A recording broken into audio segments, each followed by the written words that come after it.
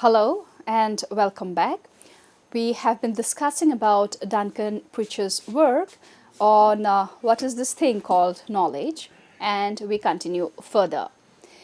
Duncan Pritchard, as we had seen in our previous lecture, is a contemporary philosopher, and his article, What is this thing called knowledge, is the holy grail when it comes to epistemology. He explores the epistemological issues surrounding perceptual knowledge. The introduction to perception and knowledge, Pritchard begins the chapter by framing perception as a primary source of empirical knowledge. He emphasizes that most of what we know about the world comes through our senses. However, the reliability of perception is not straightforward, leading to philosophical puzzles about how perceptual knowledge is justified. The key questions that he addresses are, that we had already seen, was how do we acquire knowledge through perception? Can perception provide us with certain or justified beliefs about the external world? He had also talked about the skeptical challenge, where Pritchard was concerned and addresses that skepticism regarding a perceptual knowledge is there because our senses does deceive us and we cannot trust them as reliable sources. The examples of perceptual error, example, seeing a bent stick in water, global or mistaking a shadow for a figure, Pritchard was clear that these needs to be sorted. Pritchard discusses why skepticism is a serious challenge to any account of perceptual knowledge. Pritchard also talks about direct realism and indirect realism, with questions like how can we know that these representations correspond to reality, or how does it, direct realism contrasts with indirect realism. He also discusses about disjunctivism, where Pritchard explores how the theory aims to preserve the direct connection between perception and the world. Pritchard also examines how perceptual beliefs are justified, and for that foundationalism, coherentism, and reliabilism are also discussed. Pritchard explores the role of cognitive interpretation in perception and questions like how does the interplay between perception and cognition affect the epistemic status of perceptual beliefs. We also see that the responses to skepticism for Pritchard, a significant part of the chapter addresses how contemporary epistemology responds to skepticism about perception. About the debate between externalism versus internalism is well known, and also the argument from common sense, drawing on philosophers like G.E. Moore.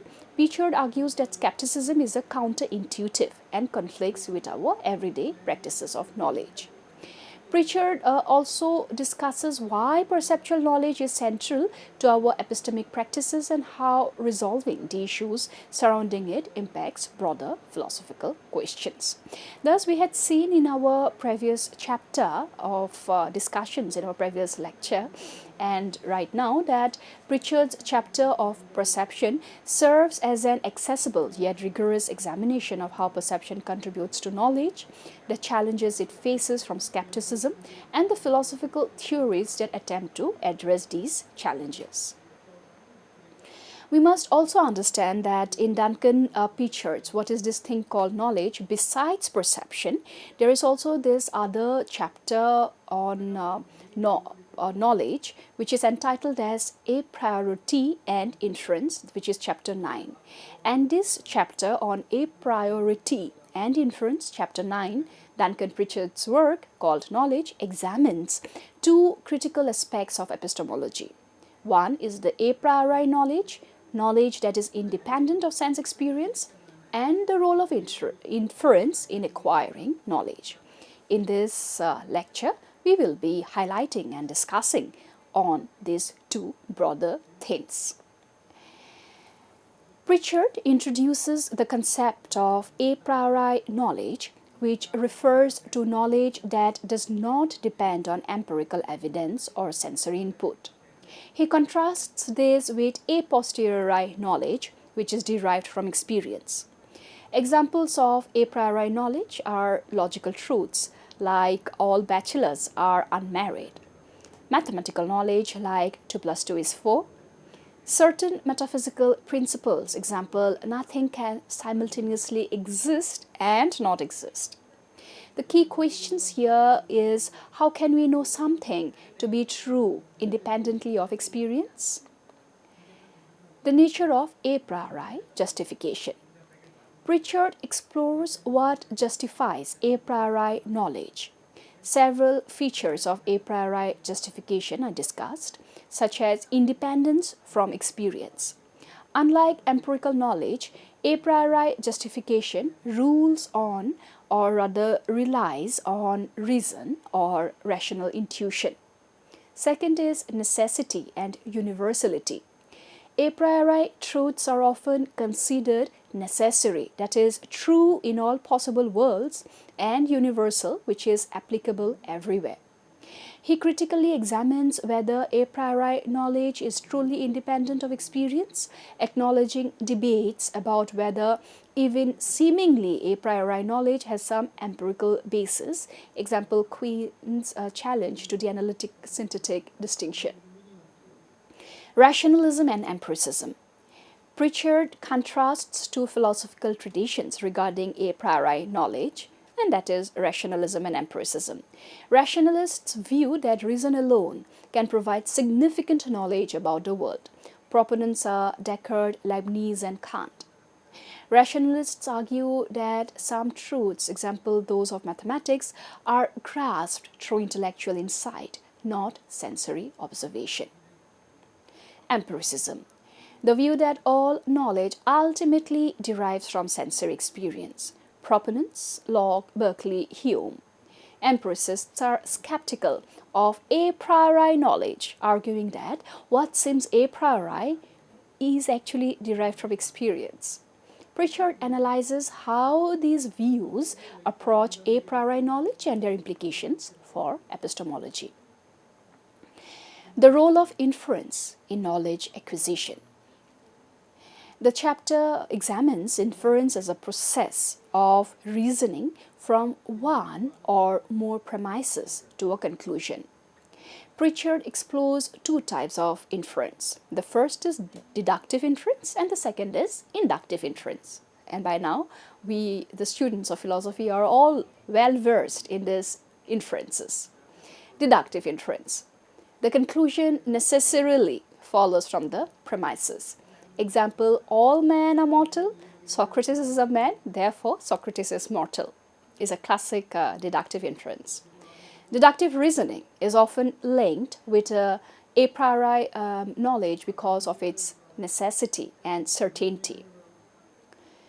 Inductive inference, on the other hand, the conclusion is probable but not guaranteed by the premises. Example, the sun has arisen every day in the past, therefore it will rise tomorrow. Inductive reasoning is associated with empirical knowledge but is subject to the problem of induction as highlighted by Hume. The problem of a priori inference, here Pritchard addresses how a priori knowledge can extend through inference. Can a priori truths lead to new non-trivial knowledge? How do we ensure the validity of a priori inferences without circular reasoning? He also discusses whether certain types of inferences, example mathematical proofs, rely on empirical elements, challenging the strict division between a priori and a posteriori. Synthetic a priori knowledge. Pritchard delves into Kant's concept of synthetic a priori knowledge, and that we understand is analytic truths are true by definitions. All bachelors are unmarried. Synthetic truths add substantive information. Example, the shortest distance between 2 points is a straight line. Synthetic a priori truths, on the other hand, are informative, yes, but known independently of experience. Example, geometrical axioms or fundamental principles of causality. So we see that Pritchard in this section explores how the Kantian a priori synthetic knowledge bridges the gap between rationalism and empiricism. Pritchard also addresses modern critiques of a priori knowledge. And these we know are the empirical challenges, where philosophers like Quine argue that no knowledge is truly independent of experience, as all knowledge is part of a web of interconnected beliefs influenced by sensory input. Reliability of intuition. If a priori knowledge depends on rational intuition, how do we ensure the reliability of these intuitions? He also considers whether some a priori knowledge might be better understood as highly general empirical knowledge. A priori knowledge and external world. Pritchard discusses whether a priori knowledge can tell us anything substantive about the external world. While it seems well suited for abstract domains like mathematics and logic, its relevance to empirical reality is more contentious. He examines how a priori knowledge interacts with empirical evidence in scientific theories and everyday reasoning. Pritchard concludes by summarizing the importance of a priori knowledge and inference in epistemology. Both play crucial roles in understanding the nature of justification and belief formation. However, both face significant philosophical challenges, particularly from empiricist critiques and skeptical corners. In chapter 9, thus, we have seen how Pritchard provides a clear and thoughtful exploration of a priori knowledge and inference, engaging with historical debates and contemporary challenges. He demonstrates the significance of these concepts while highlighting their limitations and unresolved questions in epistemology. Now, the relationship we need to understand between direct realism and indirect realism is a central debate in the epistemology of perception, particularly concerning how we acquire knowledge of the external world through our sensory experiences. Below would be a detailed discussion of how their epistemological relationship, including definitions, points of contention, and implications, are displayed. Definitions of direct and indirect realism. Let's start with direct realism, which is naive realism. Direct realism holds that we perceive the external world directly as it is. When you see a tree, you are directly aware of the tree itself, not an intermediary representation. According to this view, the objects of perception are the actual external entities. Sensory experiences provide unmediated access to the world. Indirect realism posits that we perceive the external world indirectly through mental representations or sense data. When you see a tree, you are aware of a mental image or representation caused by the tree rather than the tree itself. According to this view, the objects of perception are internal representations or sense data. These representations are caused by external objects, but there is no direct access to those objects. The epistemological issue centers on how perception can lead to justified beliefs about the external world. Both theories attempt to explain the relationship between sensory experience and knowledge. How do we know that the external world exists? How reliable are our perceptions in representing the external world? Points of agreement, both direct and indirect realism. Acknowledge an external world. Both assume that an external mind-independent reality exists. 2. Emphasize the role of perception. Both recognize perception as a crucial means of accessing and understanding the external world. Points of disagreement. Access to the external world. Direct realism argues that perception provides immediate access to external objects. There is no veil of perception between the mind and the world. Indirect realism, on the other hand, suggests that perception is mediated by sense data, creating a layer between the mind and the world. So, this brings us to a very significant concept which is entitled as epistemological vulnerability. Here, direct realism faces challenges in explaining perceptual errors like illusions and hallucinations. If perception is direct, why do we sometimes perceive things incorrectly? Indirect realism, on the other hand, introduces skepticism. If we only have access to sense data, how can we verify that these accurately represents the external world? This is the veil of perception problem. Nature of perception, direct realism. It treats perception as a straightforward relation between the observer and the observed. Indirect realism, it treats perception as a causal process where external objects cause sense data that the mind interprets. Now, if we are to look at the strengths and weaknesses of direct realism and indirect realism, we can say that under the strengths for direct realism, it is the simplicity. It avoids the complexity of introducing intermediary entities like sense data. Common sense appeal.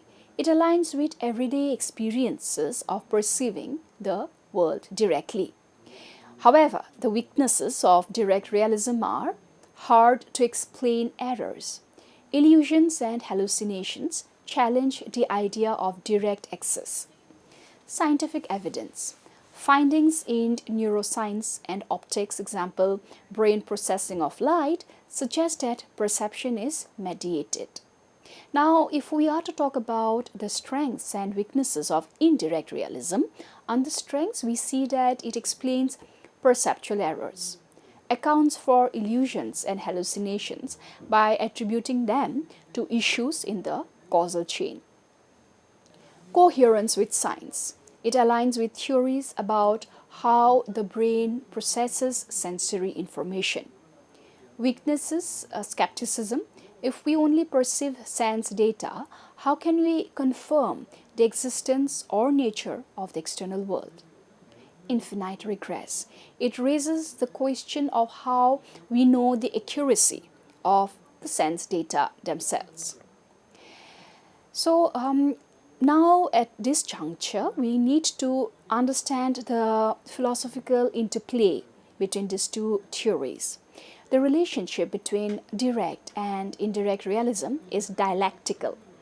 They address overlapping issues but diverge in their explanations.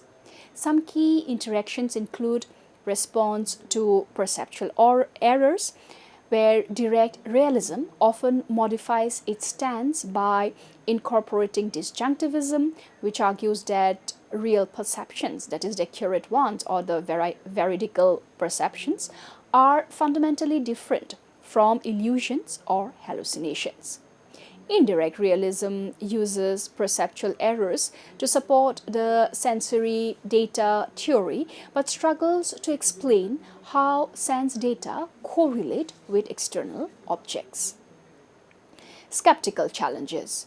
With indirect realism is a more vulnerable to skepticism because it posits a gap between perception and reality.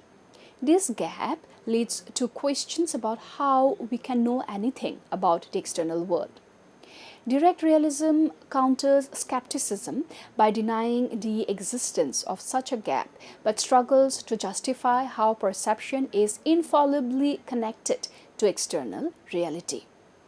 Philosophical developments, hybrid views such as phenomenal conservatism or epistemological disjunctivism attempt to reconcile elements of both theories, asserting that while perception gives direct access to the world, this access can be influenced by mental states or intermediary processes. We then would like to mention here the implications of epistemology. Let's start with the debate that the broader epistemological consequences it displays. Knowledge justification. Direct realism supports foundational theories where perceptual beliefs are basic and self-justifying.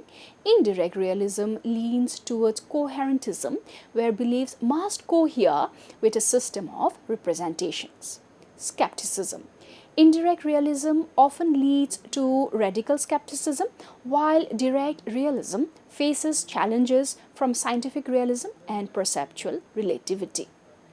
Cognitive science and philosophy. Advances in neuroscience and cognitive psychology increasingly influence both views, suggesting that while perception might feel direct, it involves complex processing. The epistemological relationship between direct and indirect realism is characterized by their shared goal of explaining perceptual knowledge, but divergent methods of addressing key issues. Direct realism emphasizes unmediated access to the external world, aligning with common sense but struggling with perceptual errors. Indirect realism provides a scientifically grounded account of perception but raises skeptical concerns. Both theories contribute significantly to the ongoing quest to understand how perception relates to knowledge. Now, here is a chart illustrating the relationship between direct realism and indirect realism. So, if we look at the PPT here, we would see the aspect of direct realism and indirect realism. Definition: as we understand, perception provides direct access to external objects. Indirect realism definition: perception provides access to mental representation, sense data caused by external objects. Access to the world, immediate and unmediated under direct realism. Under indirect realism, it is mediated through sense data or representations. Aspect of epistemological view: direct realism, objects are perceived as they exist in reality. Indirect realism, objects are inferred based on mental representations. Response to perceptual errors: direct realism, errors are exceptions or involve misinterpretations. Under indirect realisms, errors occur because sense data do not always match external objects accurately.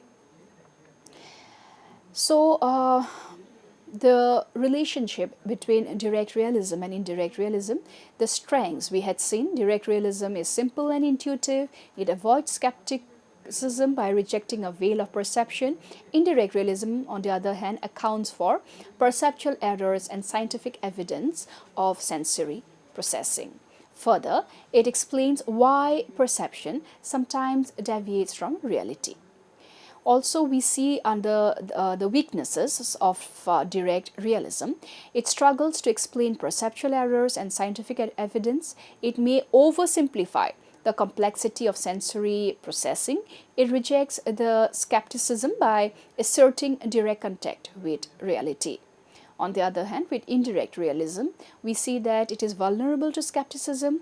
How can we know sense data correspond to the external world? It introduces an epistemic gap between perception and reality, and it encourages skepticism due to the intermediary nature of sense data. We also see that the direct realism and indirect realism, the philosophical implications of direct realism is that it supports foundationalist views of knowledge, perceptual beliefs as basic and self-justifying. The scientific argument: it is less aligned with modern neuroscience and optics. And example of perception of direct realism is seeing a tree, you perceive the tree itself directly. Indirect realism, on the other hand, the philosophical implication is that it often aligns with coherentism or inferential justification of perceptual beliefs, more aligned with scientific accounts of sensory processing of brain activity. And for them, example of perception would be seeing a tree, you perceive a mental image of representation caused by the tree. Now, if we are to talk about the hybrid views, we would definitely say that for direct realism, it adopts disjunctivism to explain perceptual errors, vertical and non-vertical perceptions differ, and for indirect realism, it explores ways to minimize skepticism, such as causal theories, linking sense data to reality.